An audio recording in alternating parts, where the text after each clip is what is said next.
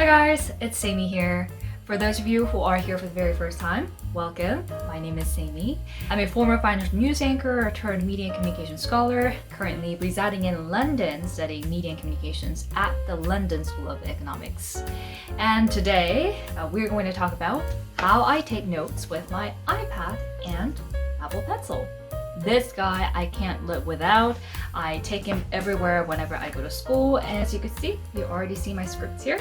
I absolutely love it. It has changed the way I study, and it's just been making my life so much more efficient. So the structure of today's video is going to be split into 3 parts. The first part, I'm going to talk about why I use iPad at all as a hybrid method of iPad as well as iPad Pencil. And I'm going to talk about advantages and disadvantages of handwritten note-taking versus iPad and Apple Pencil. And the second part, I'm going to talk about which iPad I have chosen and which iPad will be the best for you. And for the note-taking app, I'm using Notability, and I'm going to explain why I chose this app. And the third part, I'm going to talk about how I actually take notes in my lectures and seminars, so you guys could see how I take in the information and actually make it into my notes. And before I begin, make sure you give this video a big thumbs up and subscribe to my channel by clicking down on the red button down below and make the notification bell on. So let's now jump right into it. So the note-taking in general, I think there are 3 general ways of doing it. The first is handwriting. You take a pen, highlighter, color it, and make notes. And the second method is actually typing stuff on your Word document on the computer. Or the third part is you use an iPad with a digital pencil. And all 3 methods, I believe, have pros and cons, but for me, the third method, iPad and Apple Pencil combo, has got the best elements of the handwriting and typing on the computer. So with handwriting, obviously, it's a very good method. It's been historically the method that we've been using. And of course, it's scientifically proven that when you write, that action increases your memory and retention versus when you type. So when you take notes, you can categorize your notes with different diagrams, boxes, tables. You can do all these different things with different colors, the highlighters, ballpoint pens, and etc. But the drawbacks of handwriting is that 1, it can be a very slow process. So a lot of the times I find myself not being able to catch the speed the lecturer is, so I get lost in the middle and then I just lose the whole section of what I wanted to take notes on. But of course, during a pandemic when a lot of lectures are online, that's not the case. However, spending much time using your pencils always leaves ugly calluses on my 3rd finger, like, can you see? Like this, right here. So then I moved on to typing on my computer, saving everything on the Word documents. It is great in terms of accessibility, feasibility, unlike the actual paper notes where you have to take the notes outside the bookshelf and then just like go over where my notes are. With the typed notes, you can always do the search function and just type in whatever word that you're looking for, and then it'll direct right into where your notes were. So those are the things that I found very convenient about typing. However, there are also drawbacks because with typing, you get a tendency where you just transcribe word to word what your lecturer is saying and you're not actually writing down your thoughts. So you end up making the perfect copy of what the lecturer was saying, but it's not actually, you have taken that information into yourself. So all of this being said, that's when I decided to move on to iPad and an iPad Pencil. Obviously, it combines the 2 methods, typing and writing with an Apple Pencil. You can always have the search and sync function, as well as you can download, update a lot of things with the computer that you have. And even you can print stuff off your iPad. And so far, I've been incredibly happy with getting to know how to take notes on my iPad and using it. It's making my studies so much more efficient and better. But of course, there is a disadvantage. And the only disadvantage that I was able to find is the price. It is indeed expensive, which is precisely why I'm going to talk about which iPad I use and which iPad I recommend. Now, the iPad that I use is the 7th generation iPad. The reason why I have the 7th generation iPad is because 1, I wanted to make sure that I have an iPad to use before I moved to London. And in 2020, the new iPad has been released. It's not too different from the 7th generation, but it does have some nice features. The reason why I didn't get iPad Pro is, first of all, this iPad was my very first iPad I was getting myself So I wanted to start slow, getting to know the iPad, and I didn't need all the very professional, fancy functions that the iPad Pro offered. And of course, it really depends on what kind of purposes you have with your iPad. For me, it's more like the academic purposes. I wanted to make sure that I take notes here, I look at them, and of course, and to browse academic journals while I have like things that I work on my 27-inch HP monitor. So that's where my Trinity desk setup comes from. But despite of this disadvantage, there's always student discount and Black Friday and stuff like that. You can get discounts, so that's another option to think about.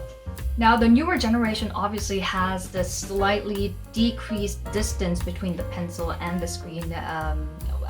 More precisely, the screen and the thingy. So it feels more like writing on a paper rather than a digital pad.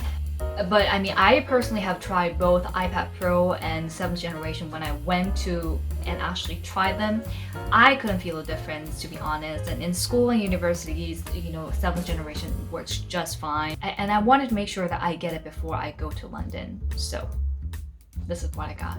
So for the note-taking application, I am using Notability and I've been very satisfied with it. However, there are loads of YouTube videos out there that compare various note-taking apps. For example, Notability versus GoodNotes or OneNote and stuff like that.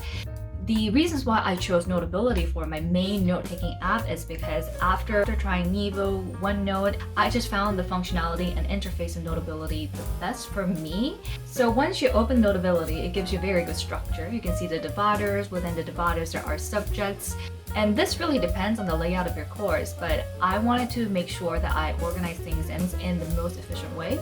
So this is how you naturally would split things up when you take handwritten notes as well, like dividers, folders, and subjects, and etc.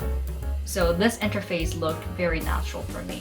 Of course, you can use lots of colors, highlighters in different shades. I quite enjoy writing with my iPad because it also makes my handwriting actually a little bit better on iPad than a real one.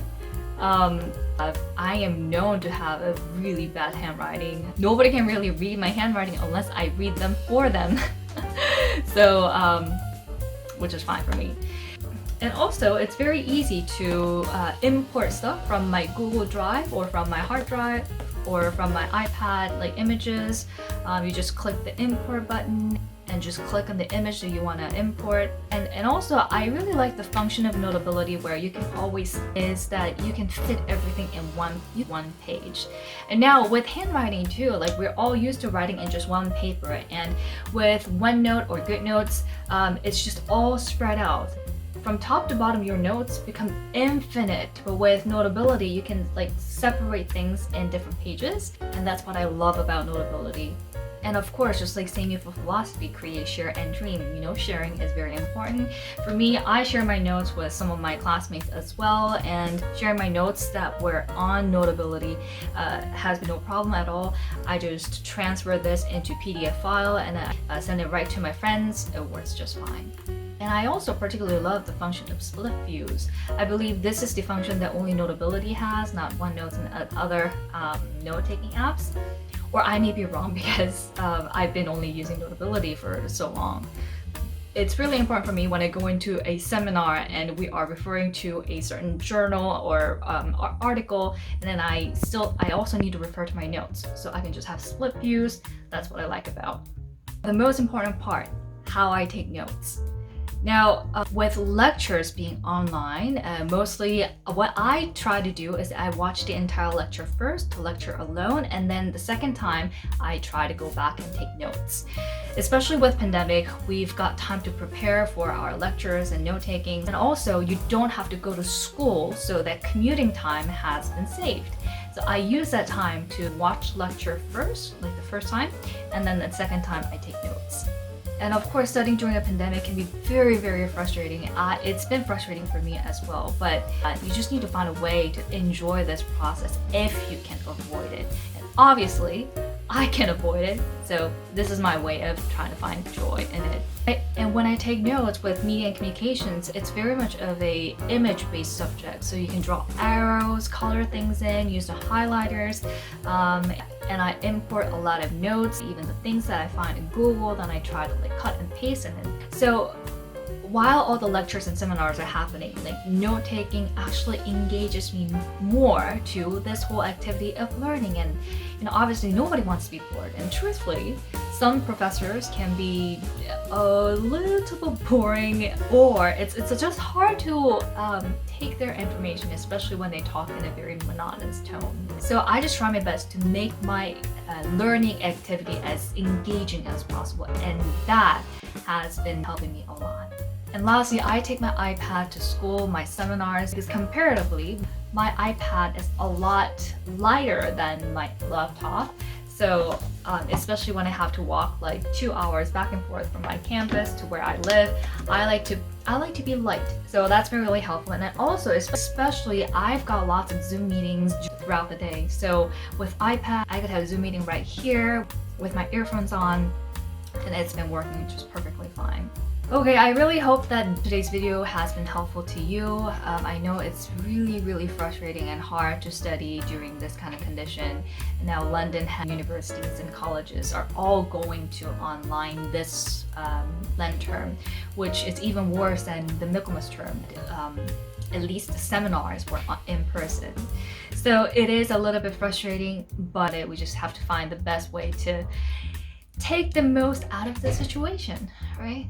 Okay, I really hope that this video has been helpful to you. If you found this video helpful, make sure you give this video a big thumbs up and subscribe to my channel by clicking down on the red button down below, and also make sure you have the notification bell on. Okay, please stay healthy, and I'll catch you guys the next time on Saemiful. Ciao!